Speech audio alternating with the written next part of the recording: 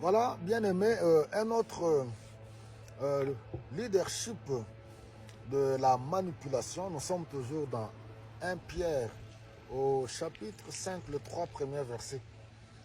Il y a aussi une autre catégorie de leaders qui manipulent en culpabilisant.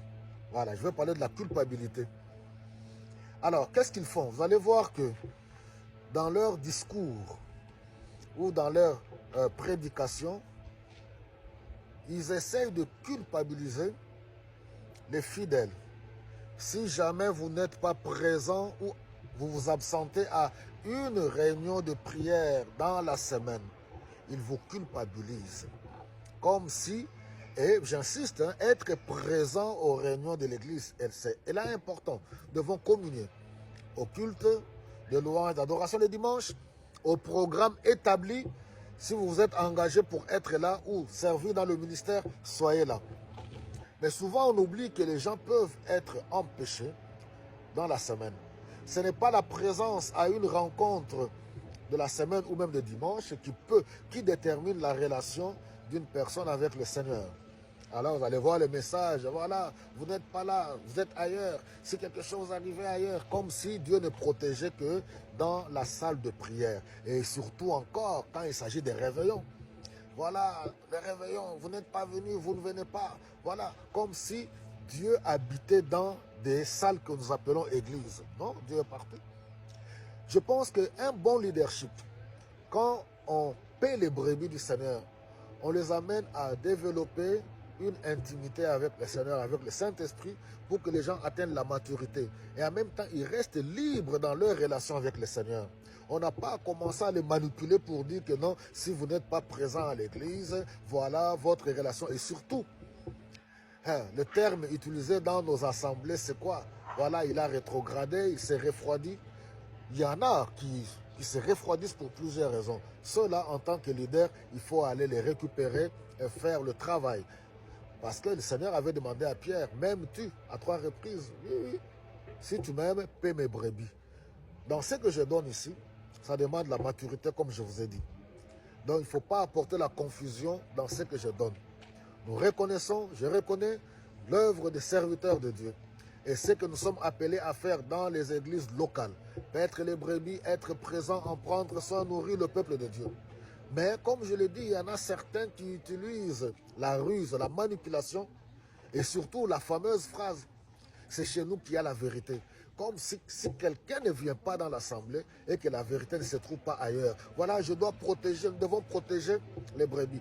Alors vous allez voir que mes bien-aimés, au point que les fidèles ne sont plus libres, ils sont devenus esclaves d'une église locale, esclaves d'un individu, ils n'ont plus leur propre vie.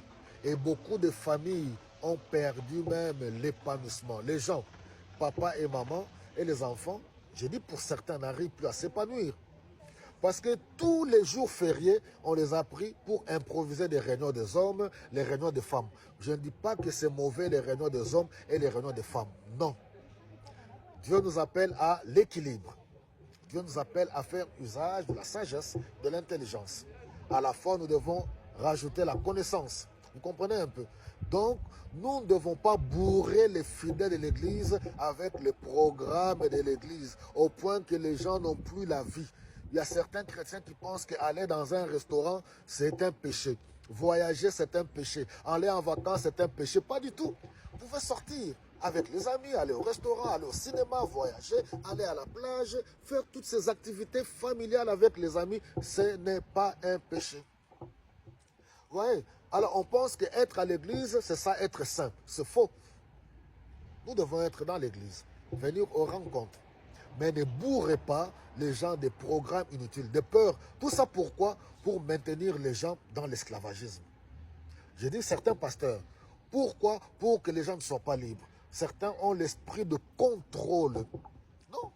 Je pense que les gens doivent être libres. Laissez les gens vivre. Laissez les familles s'épanouir. Il y a des familles qui ne vivent plus.